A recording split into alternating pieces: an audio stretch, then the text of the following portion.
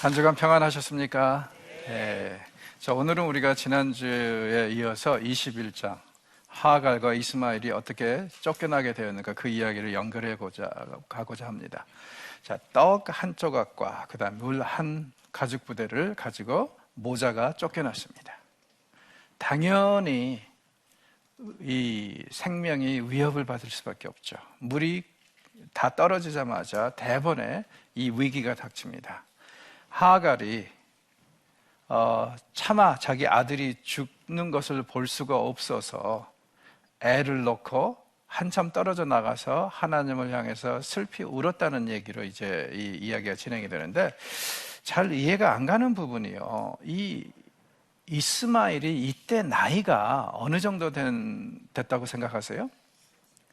아마 거의 20살이 됐을 겁니다. 왜냐하면 지금 이삭이 태어날 때 13살, 14살이었고 그 다음에 또 한 3, 4년 있다가 이 젖대는 예식을 했다면은, 그렇다면은 이 아이의 나이가 19, 20 정도는 됐을 텐데, 본문에 보면 마치 포대기에 쌓여가지고요 정말 힘이 없고 연약한 그런 이제 모습으로 이 묘사가 되고 있는 듯 하기도 하잖아요. 무엇보다도 지금 이 이스마엘이 이렇게 묘사가 되는 것은 정말 하나님께서 기적적으로 개입하지 않으면 그는 어떠한 이 가능성이 없다는 것, 이걸 이제 강조하기 위해서, 그의 무력함을 보여주기 위해서 이런 식으로 이제 묘사를 하는 것 같아요. 그래서 이제 이스마엘은 그저 쓰러져 있는 상태고, 그 다음에 먼 발치에서 하갈이 슬피 울 때 17절에 보니까 하나님께서 그에게 대답하시되 두려워 말라. 성경에서 보면은 두려워 말라는 그 하나님의 신탁은 항상 구원을 시작하는 그런 소곡이라고 보셔도 괜찮을 것 같아요.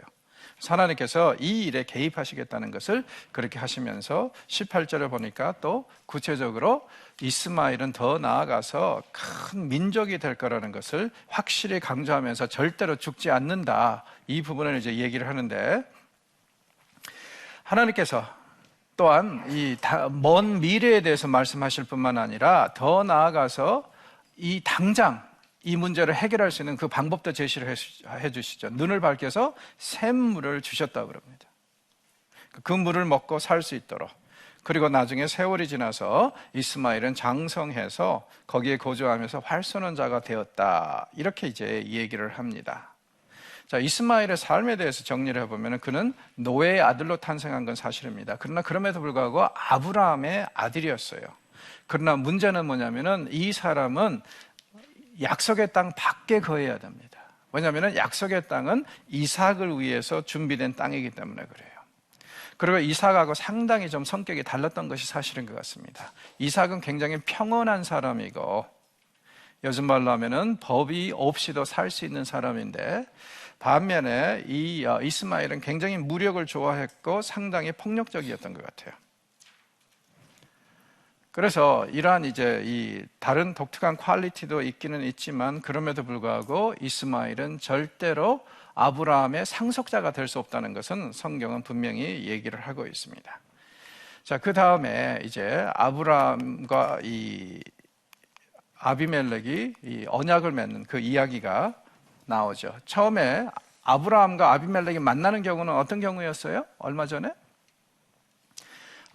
자기 아내를 여동생으로 속이는 경우였죠. 그걸 통해서 이제 만났는데, 아브라함이 아비멜렉 근처에 살면서 상당한 세력을 갖추고 그리고 계속 번성하니까 아비멜렉이 가만히 있으면 안 되겠다. 그리고 잘 지켜봤더니 어떤 상황이냐면 그의 하나님 여호와가 축복하고 있다는 것이 대번에 드러나요. 그럼 특별히 지금 아브라함이 신의 축복을 받아서 이렇게 번성하고 있다면 아비멜렉 입장에서는요, 이 사람하고 싸우면 안 돼요. 그래서 지금 이제 아비멜렉과 그의 군대 장관이 와가지고 아브라함에게 동맹을 맺자고 이야기를 하는 것이 이 부분입니다.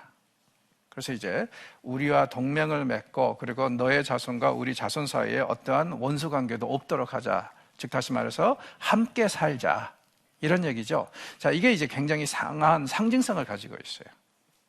앞으로 하나님께서 가나안을 이스라엘에게 주실 텐데, 아브라함 후손에게 주실 텐데, 가나안 사람들 중에서 분명히 어떤 사람들은 이 일에 대해서 반발해서 끝까지 싸울 거지만, 어떤 사람들은 여기 아비멜렉처럼 어떻게 할 거라는 거예요? 협상을 하고 동맹을 맺어서 살 길을 찾을 것이다. 그래서 이 사건은요, 어떻게 보면 먼 미래에 있을, 여호수아기에 있을 라합과 기브온 사람들의 이야기를 미리 하나의 모형으로 보여주고 있다고 얘기할 수도 있을 것 같아요. 사실 그 이야기에서도 그렇고 이 이야기에서도 그렇고 이런 상황인 것 같아요. 이 아브라함과 그의 후손들이 막 번성합니다. 이런 상황에서 가나안 사람들은요, 두 가지 반응을 보이거든요.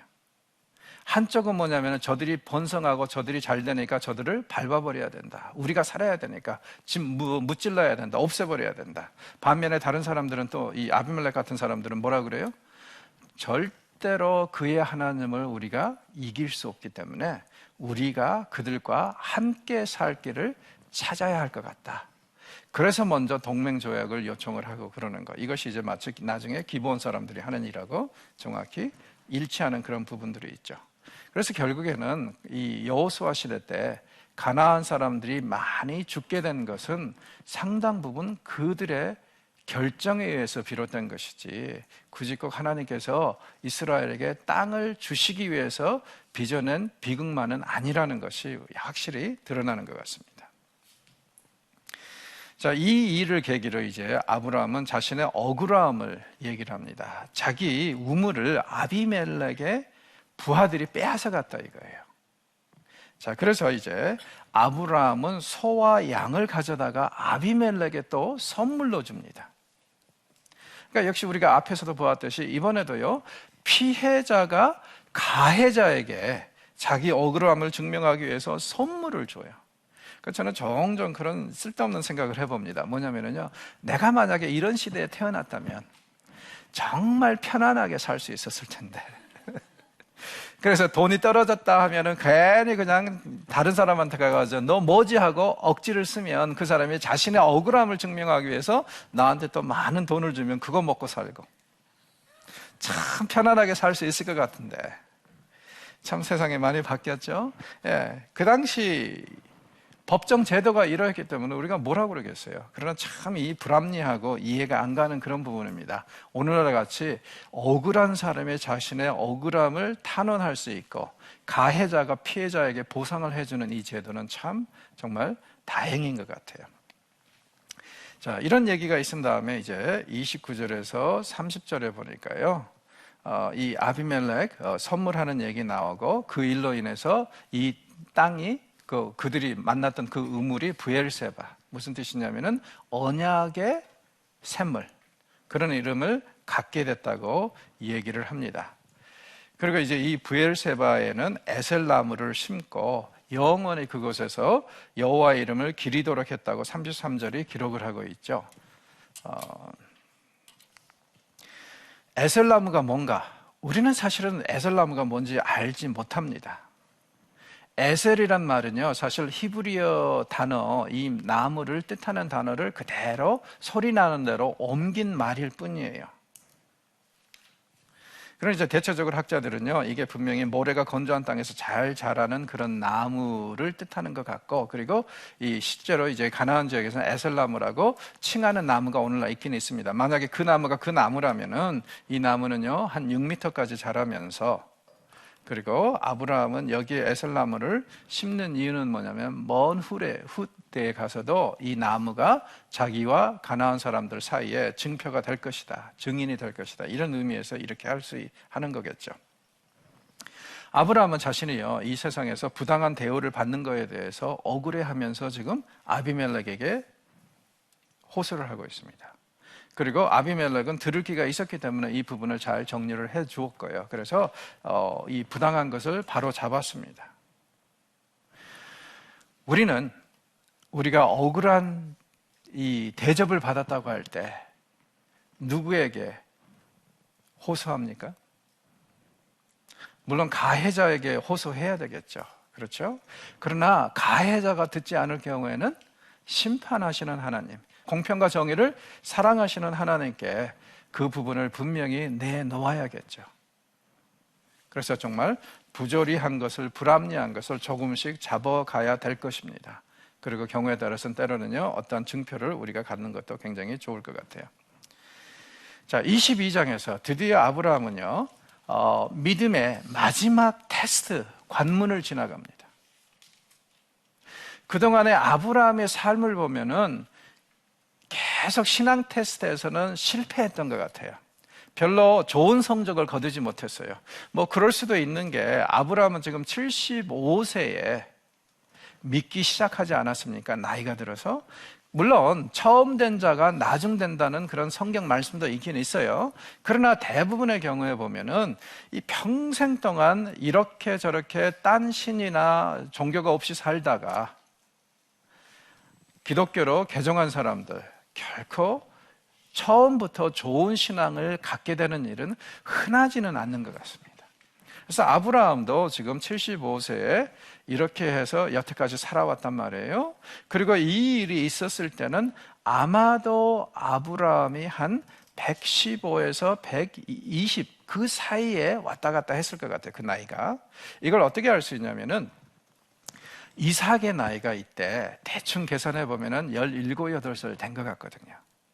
그러면 이것은 이제 100살 때 아브라함이 이삭을 낳았으니까, 그러니까 이제 한 120 전에 있었던 일이고, 그렇다면 지금 신앙생활을 한 지 한 45년 만에 있었던 일. 그러나 75년은 우상을 숭배하면서 살았기 때문에 이런 상황을 고려하면은 충분히 이 사람이 왜 그동안에 여러 신앙 테스트에서 실패했고, 특별히 우리가 아브라함 내러티브에서 자주 나오는 게 어떤 요소라고요?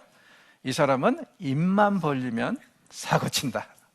이게 이제 나왔는데, 이번에는 아주 최종적이고 결정적이고 그 다음에 중요한 그런 신앙 테스트를 가게 되는데 잘합니다, 이번에는. 그래서 이 22장에 기록된 이 사건으로 인해서 아브라함은 이스라엘뿐만 아니라 모든 믿음의 조상이 됩니다. 그리고 이 사건은 아브라함 삶에서의 최고의 절정입니다. 12장에서 시작된 그 이야기의 최고의 절정이라고 얘기할 수 있는 게, 문학적으로 볼 때 항상 클라이맥스가 있고 나면은 그 다음에는 별 볼 일이 없죠, 사실. 슬며시 정리가 돼버리잖아요. 아브라함의 이야기에서도 이 사건이 가장 절정이라는 것을 어떻게 알 수 있냐면은 이후에 기록된 그의 업적은요, 별 볼 일 없어요. 사라가 죽고 이삭 결혼시키고 그 다음에 이제 재혼을 해서 애들을 몇 명 낳았다가 이 애들을 돈을 줘서 분가시키고 그리고 죽습니다. 그러니까 별 볼 일 없는 업적이에요. 그래서 이제 이것이 최고라는 것을 우리가 알 수 있고 절정이라는 것을 알 수가 있죠. 사건의 발단은 이렇습니다. 그 일 후에 아마 이 이스마엘을 내보낸 일이 있은 후에겠죠. 후에 하나님께서 아브라함에게 이 이삭을 바치라고 그러는데 왜 그러셨다고요? 1절에 보니까 그를 시험하시려고. 자, 종종 이 이야기를 가지고 하나님의 인간 번제를 원하시고 즐기신다, 이런 아주 이단사설적인 그런 해석을 내놓은 사람들이 있어요. 그렇기 때문에 이삭을 바치라고 했다. 아니, 말도 안 되는 소리입니다. 율법이 그 말뿐만 아니라 여기서 분명히 하나님은 말씀하십니다. 왜 이삭을 바치라고 해봤냐면은 그를 시험하시려고. 즉 다시 말해서 아브라함이 이렇게 요구를 하면은 어떻게 나오는가, 그의 반응을 보시려고. 이렇게 생각하시면 이해가 쉬울 것 같습니다. 여러분들 이 아이들 키울 때 애가요 2살, 3살 먹었을 때 막대 사탕을 한참 맛있게 먹고 있는데 여러분이 옆에 가서 뭐라고 그러셨어요? 한 번만. 자, 여러분이 그 아이에게 한 번만 했을 때 어떤 의도를 가지고 그렇게 한 번만 달라고 하셨습니까? 혹시 이 중에 한 번만 해서 애가 주면은 그것을 짜그짜그 다 씹어 먹고 애한테는 빈 막대만 주시려고 그렇게 한 번만 하신 분이 있어요? 아마 개 중에는 있을 수도 있을 것 같아요. 그러나 대부분의 부모들은 한 번만 했을 때는 얘가 어떻게 나오는가 반응을 보려고. 그래서 애가 고민하다가 한번 딱 내밀면은 어때요? 아이고 우리 애기 착하기도 하네 하면서 너 먹어 하고 돌려주지 않습니까? 절대로 엄마나 아빠가 먹고 싶어서 그것을 빼앗아 먹으려고 한 거 아니죠. 자, 그런 것을 이제 시험하시려고 그렇게 이제 이해를 하시면 될 것 같습니다. 그래서 어떻게 반응이 나오는가 그걸 보려고 그렇게 하신 거예요. 그러면서 이 반응을 또 이 보신다는 것을, 호기심을 어떻게 또 드러내냐면요, 2절을 보니까 이삭을 칭할 때 내 사랑하는 아이이자 유일한 또 아들이라 그러죠. 독자. 그러니까 심리전을 쓰시는 거예요. 사실 아브라함에게는 비록 내쫓긴 했지만 이스마엘이라는 아들이 있지 않습니까? 그런데 여기서 네가 유일하게 사랑하는 자, 게다가 더 나아가서 독자 이삭을 바쳐라. 그리고 더 나아가서 하시는 말씀이 아무렇게나 바치면 안 되고 내가 일러준 산에 가서 거기서 바쳐라. 그리고 하나님께서는요, 아브라함을 3일 길을 가게 하십니다. 그래서 4절을 보니까 드디어 길을 떠난 지 3일 만에 드디어 그 장소의 이름 임하는데, 이게 바로 모리아산입니다. 모리아산이 어디에 있습니까? 나중에 역대기에 보면은요, 이 예루살렘 안에 성전이 세워지는 그 터전이 모리아산이었다고 그래요. 그래서 그럼 아브라함은 지금 이때 브엘세바 헤브론 지역에 있었었는데, 여기서 지금 한 3일 길을 지금 가면서 하고 있는데, 성경에서 3일은 상당한 시간을 얘기를 할 때 3일을 많이 쓰죠. 이것이 우리에게 가르쳐주는 교훈이 있습니다. 하나님께서는 어떤 순종을 기뻐하신다고요? 즉흥적으로 갑자기 그 자리에서 결정한 그런 결단의 순종이 아니라 많이 생각해보고 고민해보고 많이 계산해본 다음에 내리는 그 순종이 하나님께서 보시기에 가장 귀한 순종이라는 거예요. 만약에 순간적으로 한순간에 결단 내리는 것이 중요하고 좋다면요, 뒤뜰에서 바치라고 그러지 굳이 3일 가라고 하는 이유가 뭐겠어요? 그리고 3일 동안 아브라함은 무슨 생각을 했을까요? 계속 고민했겠죠. 속으로 한순간에는 바쳐야지 하면서 다른 순간에는 바치기에는 정말 억울하기도 하고 이상하기도 하고, 그래서 바칠까 말까를요 3일 동안 계속 고민했을 것 같아요. 하나님께서는 아브라함이 이삭을 바친 그 사건 자체도 귀하게 여기시지만은 더 중요한 것은 뭐냐면은 그렇게 바치기로 결단할 때까지의 그 과정, 3일 동안의 끊임없는 고민과 번민을 더 중요시 여겼다고 저는 생각을 합니다. 이것도 예물이에요. 우리가 결과물로 드리는 것만이 하나님께 드리는 예물이 아니라 그 과정에 빚어지는 온갖 고통과 아픔과 고민도 여러분 하나님께 드려지는 예물입니다. 그러니까 너무 결과만 가지고 얘기하는 것은 좋지 않을 것 같습니다. 자, 그런데 아브라함이 집을 떠날 때, 이삭하고 재물을 이렇게 가지고 집을 떠날 때 사라에게 말을 했을까요? 아마 십중팔구로 말을 안 했을 것 같습니다. 왜냐하면 만약에 여러분이 사라라면은 아브라함이 어느 날 뜬금없이 잠에서 깨더니 하는 말, 나 아무래도 하나님께 이삭을 바쳐야 돼, 하나님이 그렇게 말씀하셨어 하고 이삭 바치겠다고 애 끌고 나가면은 여러분 어떻게 하시겠어요? 전화해서 119에 전화해가지고 우리 집에 미친놈 있다고, 병원에 좀 입원 좀 시켜주라고, 아마 그렇게 해서 병원에 넣어버릴 것 같아요. 대부분이 그럴 것 같습니다. 왜냐하면 엄마 입장에서 이건 도저히 이해가 안 가는 부분 아니에요. 하나님이 직접 말씀하셔도 이거 견디기가 힘들 텐데, 만약에 아브라함을 통해서 이런 얘기를 듣는다면 아브라함이 착각을 들었는지 환청을 들었는지 아니면 실제로 하나님 그러셨는지 또 모르잖아요. 그럴 변수가 굉장히 많습니다. 자, 이러한 이제 가능성, 사라에게 얘기를 안 했을 가능성이 어디서 슬며시 드러나냐면은 5절에 보니까 아브라함이 드디어 모리아산 밑에 내려와서요, 종들은 거기 머물라고 하고 아들하고만 올라갑니다. 이유가 뭘까요? 혹시 종들이 반대할까봐. 그렇죠? 이삭을 잡아야 되는데 종들이 못하게 할까봐 만약에 사라에게 이 얘기를 하고 사라가 전적으로 동의를 했다면 아마 사라가 종들을 불러가지고 그렇게 얘기를 하지 않았겠어요? 너네 주인이 정말 이상한 짓을 할 텐데 그래도 따라가서 그대로 도와줘라. 그러면 여기에 내려놓을 필요가 없겠죠. 하여튼 아들하고 둘만 올라갑니다. 그리고 6절에 보니까 올라가는 과정에서 아주 굉장히 어떻게 보면 가장 견디기 힘들고 지나가기 힘든 시험이 옵니다. 이삭이 뜬금없이 아무것도 모른 채 이런 얘기를 해요. 번제를 드릴 때 쓸 나무와 불은 있는데 짐승은 어디 있습니까? 그렇죠. 그래서 그 얘기를 듣고 이 아브라함이 뭐라 그래요? 여호와 이레라고 이제 둘러대죠. 그래서 여호와 이레라고 이제 둘러대는데 이게 단순히 둘러대는 얘기입니까? 아니면은 그의 신앙의 고백입니까? 성경을 보면 둘러대는 얘기는 아니에요. 신앙의 고백입니다. 성경을 보면은요, 이 아브라함은 하나님께서 필요하다면은 죽은 자도 살리시는 그런 능력이 있다는 것을 믿었다고 그래요. 그리고 더 나아가서 아브라함은 지금 이해가 안 되는 부분이 분명히 있을 것 같아요. 분명히 이 자기에게 누누이 강조하신 게 뭐예요? 이삭이 바로 그 약속의 아들이라고 그러셨잖아요. 그렇기 때문에 하나님께서 그 약속의 아들을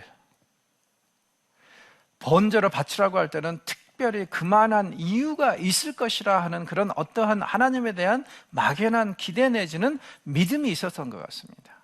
그래서 이 사람은요, 주저하지 않고 아이를 바치기로 한 거예요. 자, 그런데 9절에 보면은요, 그 어디에도 이삭이 반항했다는 흔적이 없습니다. 이것도 좀 이해가 안 가요. 왜냐하면 이때 이삭의 나이가 아마 17에서 20살 정도 됐을 것 같은데 이 정도 나이면은 100 몇 살 먹은 아버지는 얼마든지 물리적으로 해볼 수 있거든요. 그런데 웬일인지 아버지가 하시려고 하는 일이 너무 충격적이었을까요? 그래서 쇼크를 먹었을까요? 그냥 그대로 묶입니다. 이 이삭이 온순해서 그랬는지 아니면 정말 말 그대로 어떤 이유가 있었는지 모르겠어요. 그래서 하여튼 일단 그렇게 해서 제단에다가 올려놓고 이제 드디어 칼질을 하려고 하는데 그때 11절에 보니까 아주 다급한 목소리로 2번이나 하늘에서 아브라함아 아브라함아 하고 들리죠. 하나님이 무지무지하게 다급하신 거예요. 왜요? 혹시라도 만에 하나라도 진짜 아브라함이 이삭에게 칼질을 할까봐 두려워가지고 급하게 부르십니다. 아브라함아 아브라함아 멈춰라. 절대 그 아이에게 손대지 마라.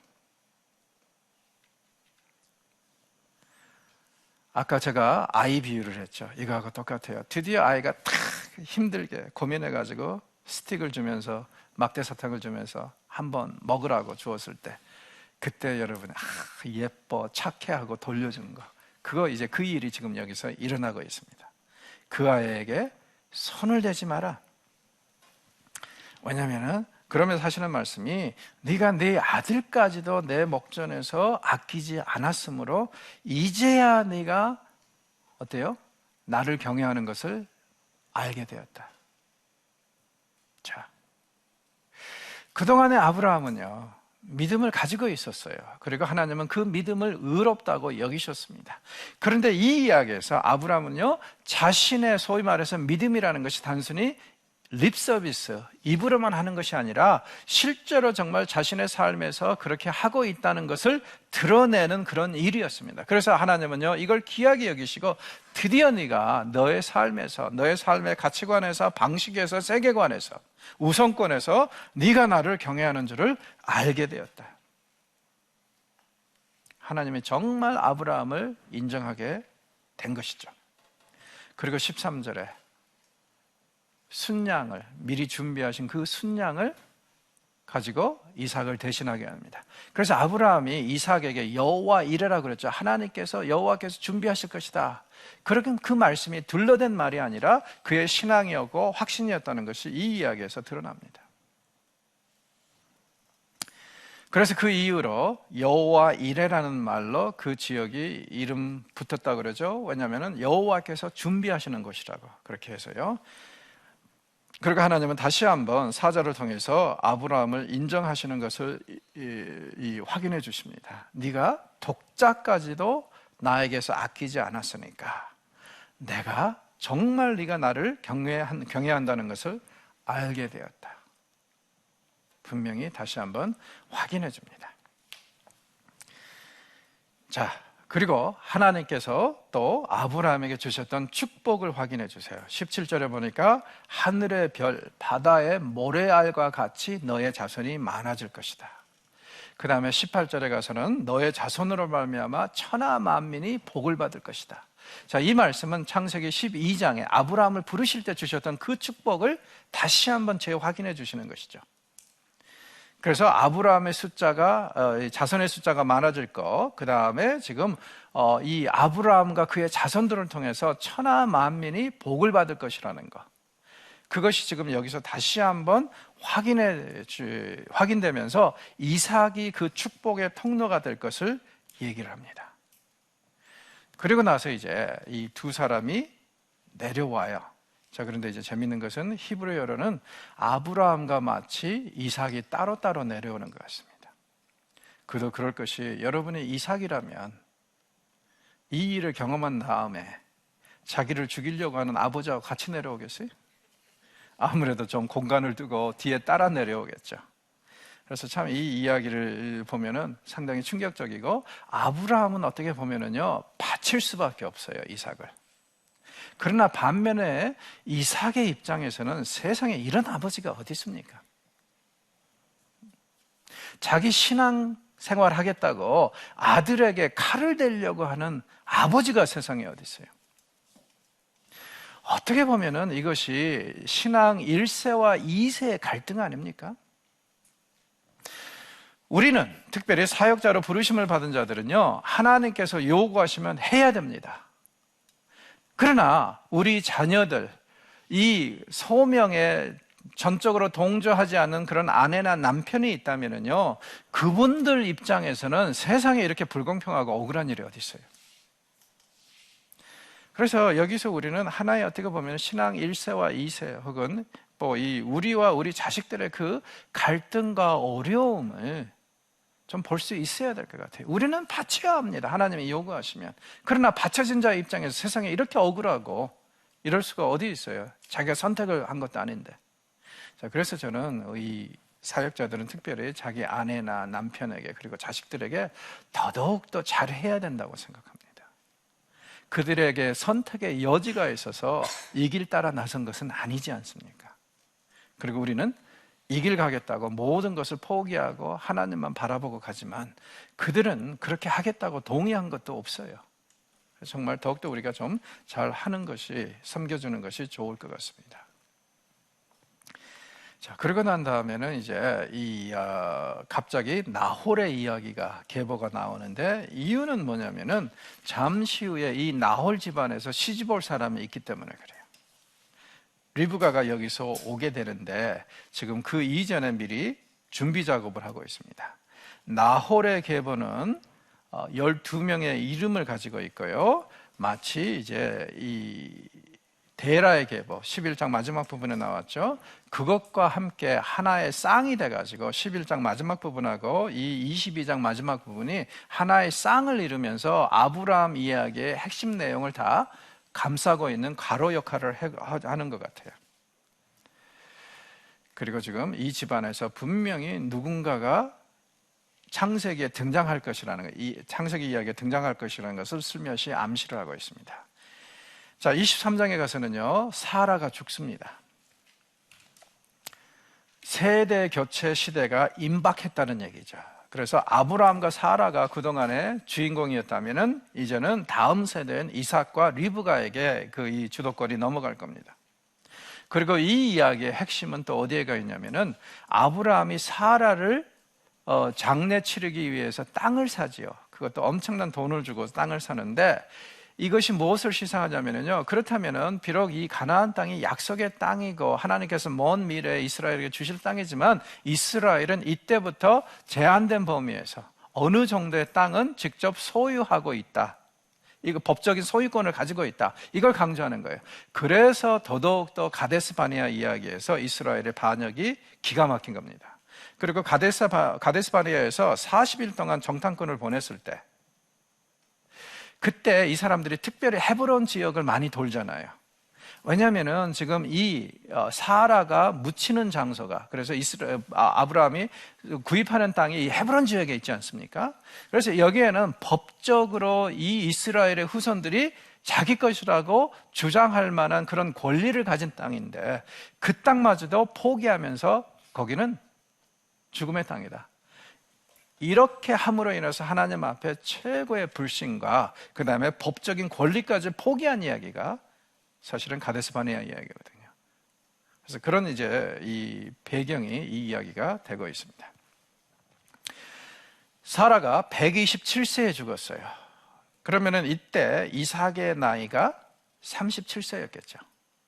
그리고 그가 결혼한 때가 40세니까 앞으로 이제 리브가를 만나는 다음 장의 이야기는 이 3년 후에 있었던 일이라는 것을 우리가 알 수 있을 것 같아요. 이 사라 굉장히 여자들 중에서 복된 삶을 살았죠. 길게도 살았고 그 다음에 나이가 죽었을 때 나이가 기록된 최초의 여성이잖아요.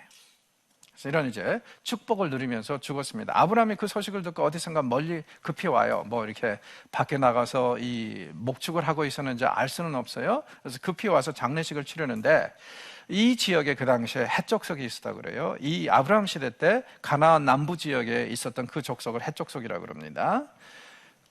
유지들에게 나아가서 하는 얘기가 이러이러해서 내 아내가 죽었는데 내 아내를 묻을 땅을 나에게 파십시오.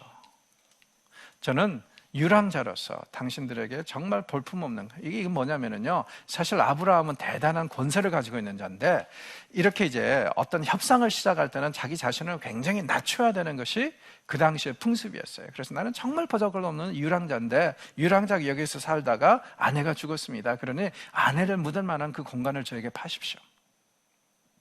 자, 그럴 때는 이제 당연히 또 이 유지들도 해쪽 속의 유지들도 하는 얘기, 당신은 우리 중에 왕이십니다. 그리고 왕이시기 때문에 어디든지 어느 지역이든지 명하시면 그게 당신의 땅이 될 것입니다. 이것도 역시 협상 방식이에요.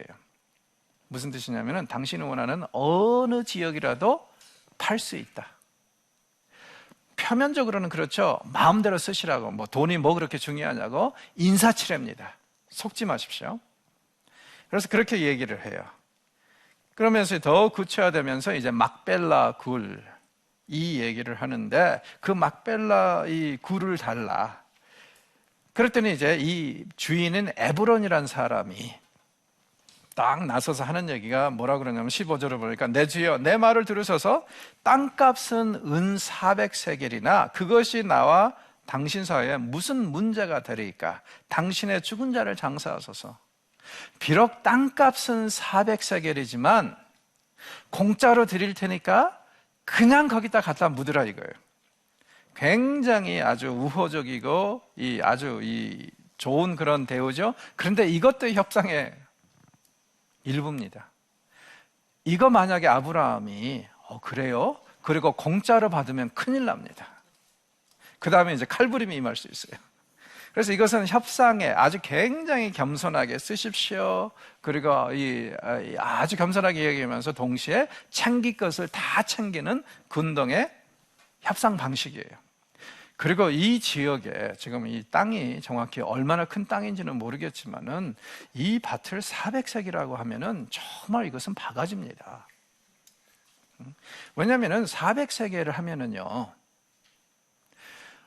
보통 그 당시에 사람들 40명의 1년 봉급이거든요. 연봉이거든요. 그러니까 엄청난 돈이에요. 그 땅을, 그걸 요구를 하는 거예요. 자, 아브라함은 여기 보니까 16절을 보니까 그 땅을 다 주고 구입을 합니다. 왜 그러냐면은 군동 사람들은, 고대 군동 사람들은요, 이런 이제 또 이 협상에서 풍습을 가지고 있었어요. 예를 들어서 누가 시가보다 더 적게 저렴하게 사잖아요. 땅을 그렇게 팔잖아요. 그러면 나중에 땅을 판 사람이 마음이 바뀌거나 예를 들어서 급히 돈이 필요해서 땅을 그렇게 팔았다면은 그 액수가 다시 생기면은요, 원래 팔았던 그 사람, 샀던 사람에게 가서 그 돈을 돌려주고 땅을 요구할 수 있어요. 그런데 시가를 쳐주거나 아니면은 더 비싸게 덤으로 쳐주면은요, 절대로 물릴 수가 없어요. 그래서 지금 여기서 이 주인이 400세겔을 달라고 할 때는 굉장히 비싼 액수고 어떻게 보면 바가지라고도 할 수 있는데, 아브라함은 한마디도 안 하고 깎지도 않고 다 줍니다. 왜? 이 이유로 이 땅은 이스라엘의 영구적인 소유가 되기 때문에 그렇습니다. 그러니까 자기 자손에게 꼭 넘겨주기 위해서 아무런 협상하지 않고 원하는 대로 다 준 거예요. 그래서 이제 그 이후로 이 땅은 이 이스라엘의 땅이 되었다고 이제 얘기를 하죠. 자, 그런데 이 막벨라 굴이 어디에 있었다고요? 이 마므레에 있었다고 그러는데, 마므레는 곧 헤브론이라고 우리에게 귀뜸을 해주죠. 그러니까 이 헤브론 지역에 사라가 묻히고 훗날 여기에 이제 이스라엘의 선조들이 다 묻힙니다. 이스라엘은 이 땅을 적법하게 취했고, 그리고 그들은 이 땅을 누릴 만한 그 자격이 있다는 것. 그래서 비록 이 이야기가 사라의 죽음으로 비롯된 이야기지만 핵심 메시지는 이 땅의 소유권에 가 있습니다. 자, 아브라함이 죽기 전에 또 해야 될 일이 있죠. 무슨 일이냐면은 이삭에게 아내를 찾아주는 일입니다. 사라가 이삭이 37세에 죽었다고 그랬죠. 그런 점을 감안할 때, 그러면은 지금 이 이삭이 40세에 결혼했으니까 한 3년 후에 있었던 일이라는 것을 알 수가 있습니다. 하루는 종을 불렀어요. 종을 불러가지고 아브라함이 하는 얘기가, 너 이제 내 고향에 가서 이 이삭의 아내를 찾아와라. 그런데 이 노종이 누굴까? 대부분 사람들은요, 창세기 15장에서 우리가 언급을 받았던 그 엘리에셀이라고 생각을 합니다. 다메스커스의 엘리에셀을 잘 지켜주십시오, 그런 이 이야기를 하지 않았습니까? 그 엘리에셀이 지금 이제 세월이 지나서, 그때부터 한 50년이 지났으니까 아마 이 사람이었을 것이다, 그렇게 얘기를 하는데, 어찌됐건 간에 이 사람을 불러가지고 맹세를 새기는데 좀 이상해요. 개역개정에는 허벅지 안에다 넣으라고 그러는데, 옛날 우리 개역 번역은 사타구니 밑에다가, 그러니까 이 남자의 성기 밑에다가 손을 놓고 맹세를 하라고 그러죠. 그 냄새나고 지저분한데 왜 손을 놓으라고 그러죠? 왜냐하면 근동 사람들은요, 이런 풍습이 있었어요. 이 만약에 어떤 맹세나 서원이 이 무엇과 연관이 되어 있으면은요, 그 물건 위에 혹은 아래 손을 놓고 맹세를 시켰거든요. 근데 이제 이 이삭을, 이게 아내를 찾아오라는 것은 사실 어떻게 보면 아브라함의 씨앗을 보존하는 그런 역할을 하지 않습니까? 아브라함의 씨앗과 연관된 맹세란 말이에요. 그래서 지금 아브라함이 사타구니에다 손을 넣고 맹세하라고 그렇게 하는 거예요. 왜냐하면 자신의 씨앗을 보존하는 거하고 연관이 되기 때문에. 그래서 그렇게 이제 손을 넣고 하는 얘기가 뭐냐면은, 내 고향 족속에게 가서 이삭의 아내를 찾아라. 왜 가나안에서 찾질 않죠? 아브라함의 신앙 고백입니다. 그는요, 언젠가는 하나님께서 가나안 땅을 그의 자손에게 다 주실 것을 확신하고 있어요. 자, 그때가 되면, 그렇다면은요, 아브라함은 지금 먼 미래에 이르기 때문에 어떤 과정을 통해서 이 이스라엘이 그 땅을 차지하게 될지 확실하게 알지는 못해요. 그러나 10중 8구로 하나님이 하신 말씀을 근거로 보면은요, 이 가나안 사람들하고 전쟁을 해야 될 것 같아요.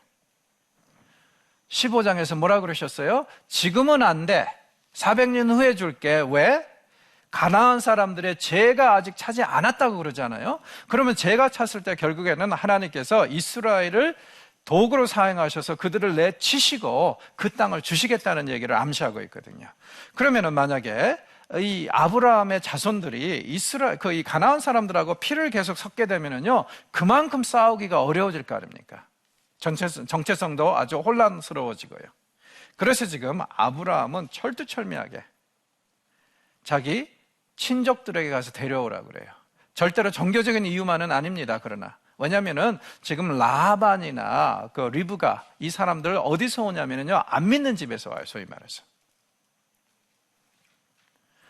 어떻게 알 수 있냐면은 나중에 라헬이 드라뱀 집안 수호신들을 이 집 사람, 이 라헬도 이 집 여자인데 숨겨가지고 나오지 않습니까? 그리고 라반이라는 이름이 무엇을 상징하냐면은 달, 해와 달 할 때요, 그 달을 숭배하는 종교를 상징할 수가 있어요.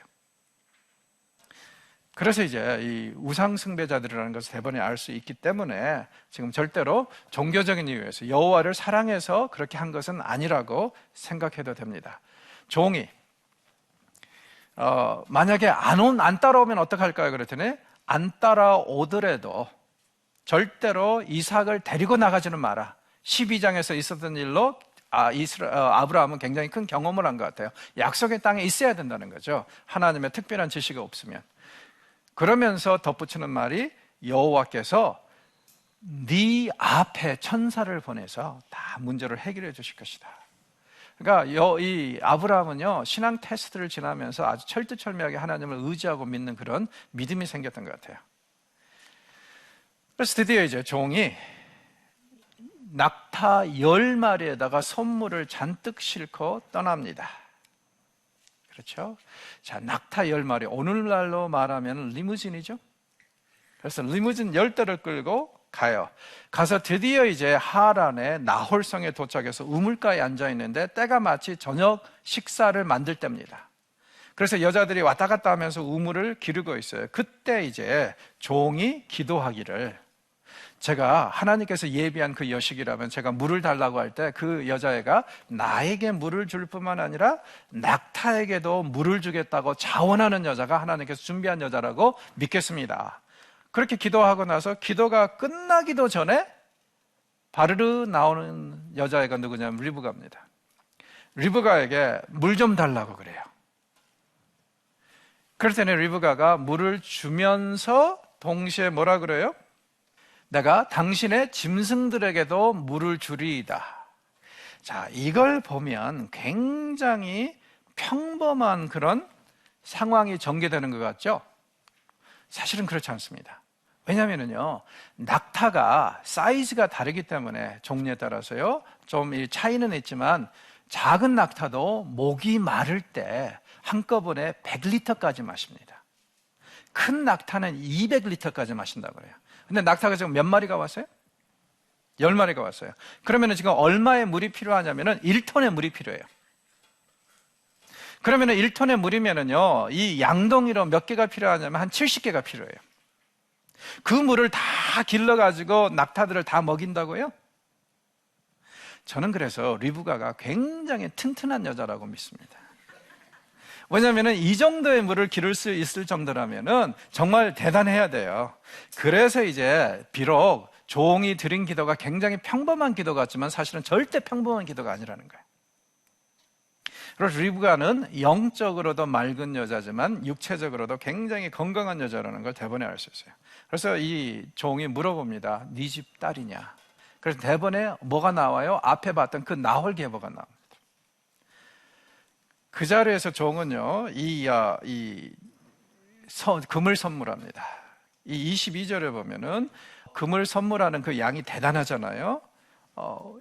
이게 물값으로는 너무 지나치지 않느냐? 지나칩니다. 맞습니다. 이건 사실은 물값으로 주는 게 아니라 청혼하는 그런 과정입니다. 만약에 리브가가 이 종이 가지고 온 이 청혼을 거부하면은요, 돌려줘야 돼요. 그래서 엄청난 보물을 주면서 하나님을 찬양합니다. 왜냐하면 정말 하나님이 준비한 그 사람을 만났잖아요. 리브가는 이걸 가지고 막 집으로 가요. 집에 갔더니 또 버선발로 뛰어나오는 사람이 있습니다. 누굽니까? 라반이죠. 라반은요, 앞으로 한 100년 후에 또 버선발로 뛰어나와요. 이 우물로. 언제? 야곱이 이 땅에 왔을 때. 그러나 이번에는 한몫 단단히 챙기지만 야곱이 왔을 때는 좀 입을 다시면서 그렇게 마지못해서 데리고 들어갑니다. 혈육은 혈육이다. 왜냐하면 거지같이 왔거든요. 그래서 라반은 재물을 무지무지하게 밝히는 사람인데 이 종이 그 집에 들어가서 오늘 있었던 일을 내가 다 회고하지 않고는 밥도 먹지도 않겠습니다 하면서 딱 얘기를 해요. 무슨 뜻입니까? 그리고는 그 이후에 그날 있었던 일을 자세하게 얘기를 합니다. 왜냐하면 지금 종이 하고자 하는 이야기 사실은 이하 동문으로 간략하게 정리해버리면 되는데 다시 다 성경이 기록하고 있는 이유가 뭐냐면은 하나님은 어떤 분인가를 강조하기 위해서예요. 하나님은 어떤 분이세요? 이 종 누굽니까? 아브라함의 종 아니에요. 그러면은 하나님의 자녀인 아브라함의 종의 기도까지도 가장 세세한 것까지 다 응답하시고 들려주시는 분이 하나님이라는 거예요. 그래서 같은 내용을 이하 동문으로 하지 않고 자세하게 기록을 하고 있습니다. 제가 좋아하는 찬양 중에 하나님의 사랑을 사모하는 자, 그렇게 시작하는 거 있죠. 후렴에 보면은 어떤 얘기가 나옵니까? 하나님 인자한 기로서 언제나 너에게 기울이시고 어두움에 밝은 빛을 비춰주시며, 그 다음에 제가 참 항상 은혜롭게 감격하는 게 너의, 그리고 저는 여기에 이 말을 더하고 싶어요. 가장 작은 신음에도 응답하시니. 이 종이 부르는 찬송도 그겁니다. 하나님은 어떤 분이에요? 우리의 가장 작은 신음에도 응답하시니. 그러니 그 찬송이 얘기하는 것처럼 우리가 하나님 앞에 할 수 있는 게 뭡니까? 어느 곳에 가든지 주만 바라볼 수밖에 없다는 거예요. 다른 거 할 일이 없습니다. 그래서 종은 이 얘기를 하고 나서 자리에 앉아서 음식을 먹고, 그리고 원래 열흘 후에 며칠 후에 떠나라고 한 것을 굳이 말려서 억지를 써서 다음 날 떠나는데, 리브가가 뭐라 그래요? 최종적으로 가족들이 물어보니까 같이 가겠다. 대단하지 않아요? 남편을 만난 적도 없어요. 종의 말만 믿고 지금 떠납니다. 그리고 멀리 떠나요. 1000km를 떠나요. 돌아올 수 없어요. 그런데 떠납니다. 그래서 학자들은 리브가를 뭐라 그러냐면은 여자 형태의 아브라함이라고 그럽니다. 아브라함이 옛날에 12장에서 하나님의 말씀만 듣고 가나안으로 떠난 것처럼 리브가가 아무것도 알 수 없는 상태에서 지금 떠나고 있지 않습니까? 그래서 이분도 역시 대단한 그런 믿음을 가진 자로 우리가 알 수 있습니다. 자, 오늘은 이렇게 마무리하겠습니다. 감사합니다.